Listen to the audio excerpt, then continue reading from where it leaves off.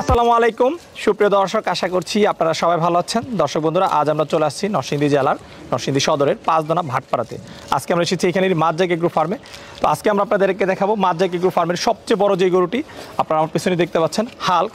তো এইটি হচ্ছে মাজ্জাক এগ্রো ফার্মের সবচেয়ে বড় গরু। তো আজকে আমরা আপনাদেরকে এই গরুটি সম্পর্কে জানাবো যে এটি আসলে কোন দেশের গরু, এই গরুটির বর্তমানে বয়স কেমন, এই গরুটির ওজন কতটুকু রয়েছে, ওনারা কীভাবে এই গরুটি লালন পালন করতেছেন এবং আসন্ন 2023 কুরবানিতে ওনারা এই হাল্ক গরুটির দাম কেমন আশা করতেছেন সেই সম্পর্কে। তো চলুন আমরা কথা বলি মাজ্জাক এগ্রো ফার্মের সত্ত্বাধিকারী রিবান ভাইয়ের সাথে এবং আপনাদেরকে বিস্তারিত জানাই। আসসালামু আলাইকুম ভাইয়া। ওয়ালাইকুম আসসালাম ভাই, কেমন আছেন? এই তো আছি আলহামদুলিল্লাহ। আপনি কেমন আছেন? জি আলহামদুলিল্লাহ ভালো আছি। ভাই, কি নাম আপনার? আমার নাম সাদ ইকবাল পাঠান, ডাকনাম রিভান। আচ্ছা, কি করেন আপনি? আমি একজন স্টুডেন্ট, এবার এইচএসসি শেষ হয়েছে, ইউনিভার্সিটিতে ইনশাল্লাহ ভর্তি হবেন। জি। আচ্ছা আচ্ছা, আপনাদের এই ফার্মের নাম কি? আমাদের খামারের নাম মাজ্জাক এগ্রো। মাজ্জাক এগ্রো। কতগুলো গরু আছে আপনাদের এখানে? আমাদের এখানে গাভী বাচ্চা মিলায় 60-70টার মতো গরু আছে। টোটাল 60-70টা। রিবান ভাই, আমরা এখানে খুব বড় একটা গরু দেখতে পাচ্ছি, এটা কি জাতের গরু? এটা একটা 100% ফ্লেগবি জাতের গরু। 100% ফ্ল্যাগবি। জি। আচ্ছা আচ্ছা, তাহলে এটা তো বাইরে থেকে আমদানিকৃত। জি, এটাকে আমরা অস্ট্রেলিয়া থেকে আনা হয়েছে। আপনারা নিজেরাই আনছেন সরাসরি? জি, ইম্পোর্টারের মাধ্যমে। ইম্পোর্টের মাধ্যমে। জি। আচ্ছা, আপনাদের ফার্মে এরকম বড় গরু কি আরো আছে? জি, আমাদের এরকম গরু প্রায় এই জাতের নাই, কিন্তু এত বড় 3টা গরু আছে। সবচেয়ে বড় গরু কোনটা? সবচেয়ে বড় গরু আপাতত এটা। এটা? জি। আচ্ছা আচ্ছা, এটা হচ্ছে 100% একটা ফ্ল্যাগবি জাতের গরু। আচ্ছা, এটার কোন নাম আছে? জি, এটার নাম হাল্ক। এটার নাম হাল্ক। জি। আচ্ছা, এটা কি আসন্ন 2023 কুরবানিতে আপনাদের বিক্রয় পরিকল্পনা রয়েছে? জি ইনশাআল্লাহ, এটাকে আমাদের এই বছর বিক্রির পরিকল্পনা রয়েছে। আচ্ছা, হাল্কের বয়স কত? এটা 8 দাঁত হয়ে গেছে। 8 দাঁত হয়ে গেছে। জি। আচ্ছা আচ্ছা, হাল্কের ওজন আছে কত এখনো? এটার আপাতত ইনশাআল্লাহ আছে 1100 কেজি। ইনশাআল্লাহ আমাদের আসন্ন 2023 এর টার্গেট হচ্ছে কি আপনার 1200 থেকে 1300 কেজি। 1200 থেকে 1300 কেজি। আচ্ছা, এই যে 3 মাসের সময় আছে, 3 মাসে কি আরো 100 কেজি ওজন গেইন করবে? জি ইনশাআল্লাহ, ওর পার ডে গেইন 1.5 থেকে 1.5 কেজি প্লাস।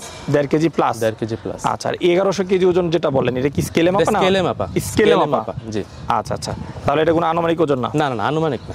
আচ্ছা, তো এই যে পার ডে এটার 1.5 কেজি ওজন গেইন করতেছে, কি খাবার দাবার দিচ্ছেন এটাকে? এটাকে আমরা প্রধানত ঘাস, সাইলেজ এবং দানাদার সব মিলাই, খড় সব মিলাই দিচ্ছি।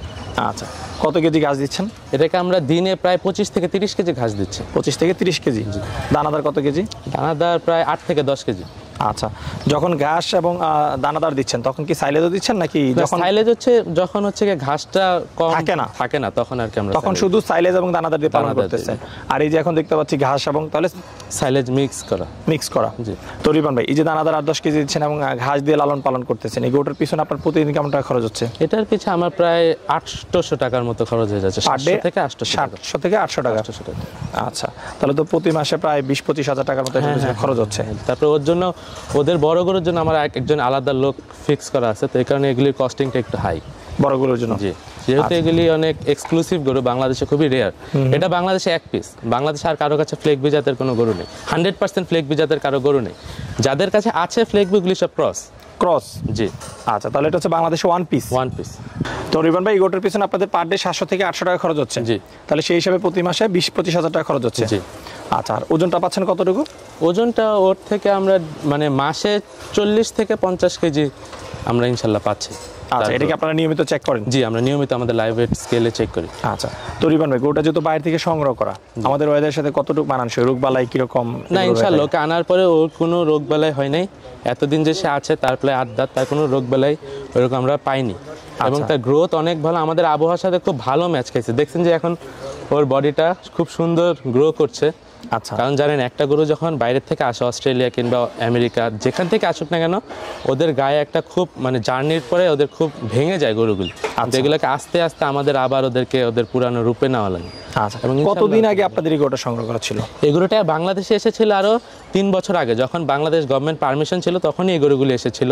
কিন্তু এগুলি আসলে আমরা অনেকদিন ধরে পালছি, এগুলো ব্রিডিং কাজে লাগানো হয়, তো এই কারণে আর কি এতদিন পর ওদের এখন মোটামুটি শেষ। আপনাদের সংগ্রহে আছে কতদিন? আমাদের সংগ্রহে আছে প্রায়, আমাদের সংগ্রহে কিছু অল্প দিন, কিন্তু ইম্পোর্টার এনেছিল আগে। আচ্ছা, যখন আপনাদের সংগ্রহে ছিল তখন ওজন কতটুকু ছিল?